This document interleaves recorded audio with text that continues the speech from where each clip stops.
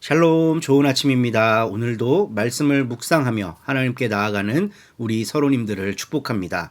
지난 97일 동안 그리고 또 특별히 사순절 기간 동안 마가복음을 묵상했습니다. 이번에는 구약의 아모스서로 로중 묵상을 이어가려고 합니다. 우리 서로 로중 본문에서 아직 한 번도 다루지 않았던 성경이고요. 아모스서를 함께 읽어나가면서 이 땅에 어떤 정의가 필요한지 하나님은 그 정의를 선포하시기 위해 아모스를 사용했는데 그 아모스가 어떤 사람인지 우리 알아가면서 묵상하고 기도하는 시간 가지려고 합니다.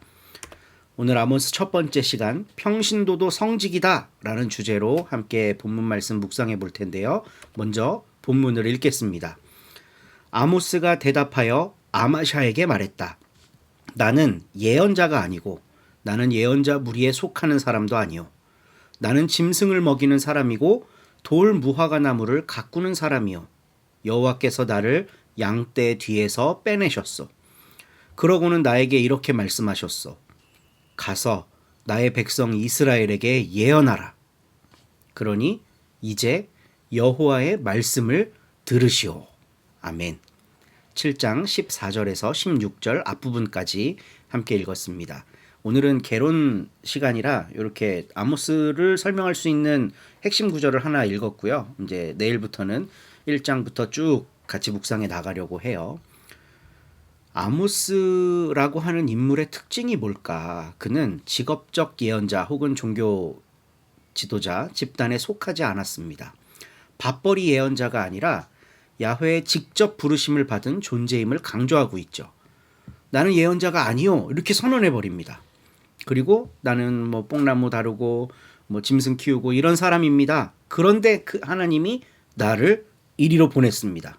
그러니 하나님의 말씀을 들으십시오 라고 누구랑 대화를 하고 있냐면 베델 제사장 아마샤와 대화를 하고 있습니다. 베델은 북왕국의 공식 국가 제의 중심지입니다. 아마샤는 그곳의 수장이죠. 제사장이죠.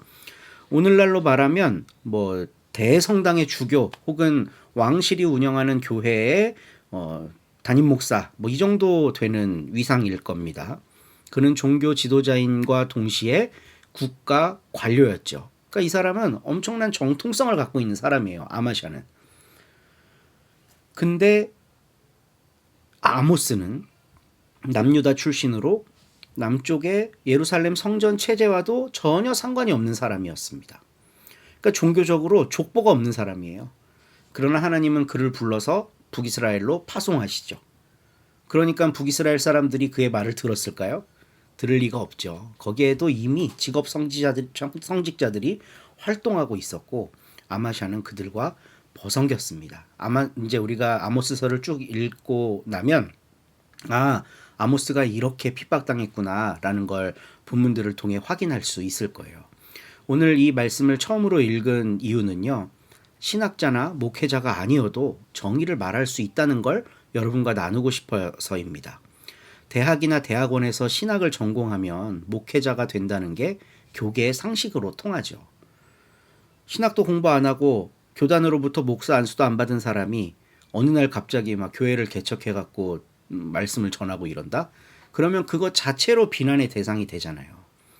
그리고 실제로 신학교에 평신도가 접근하기가 몹시 어렵습니다. 이제 우리 교회는 목사의 아내를 사모라고 안 하고 집사라고 부르잖아요. 그래서 우리 신집사님이 집사로 활동을 하고 있는데 지금 신학을 공부하고 있단 말이죠. 그러니까 신학교에 입학을 하려고 시험을 보고 면접 보고 하니까 아니 목사도 아닌데 왜 신학 공부하려고 하세요? 이 질문을 제일 처음에 받았다 그래요.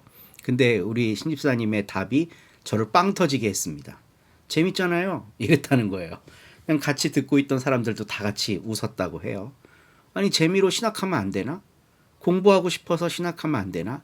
내가 믿는 종교에 대해 더 구체적으로 알고 싶어서 신학 공부하면 안 되나?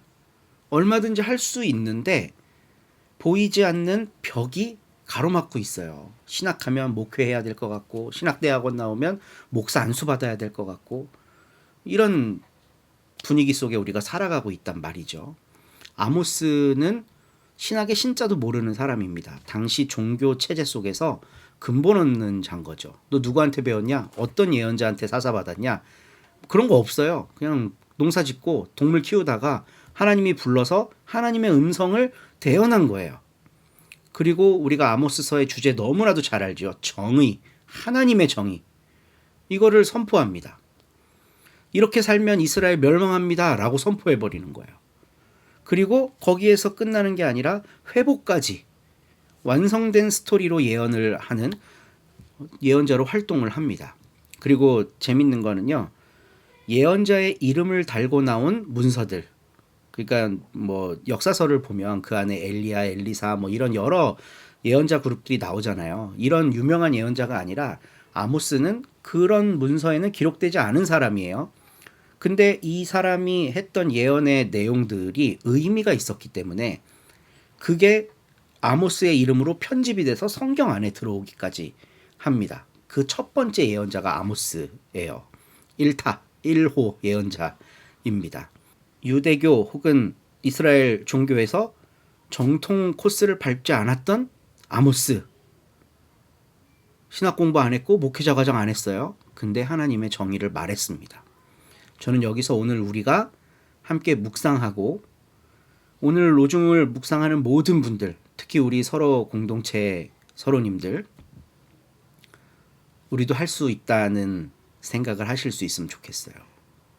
신학, 예배, 예전 이런 건 목사만 할 수 있는 거 아닙니다.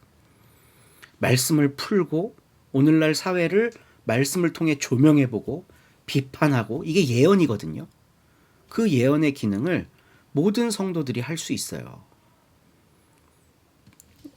소수의 엘리트, 어떤 과정을 다 밟은 사람들만 할 수 있는 거 아니다. 우리가 아모스서에 들어가면서 이 전제를 먼저 묵상하고 들어가기를 원합니다. 그래서 여러분들에게 이런 질문을 던져드릴게요. 기도하시기 좋으시라고.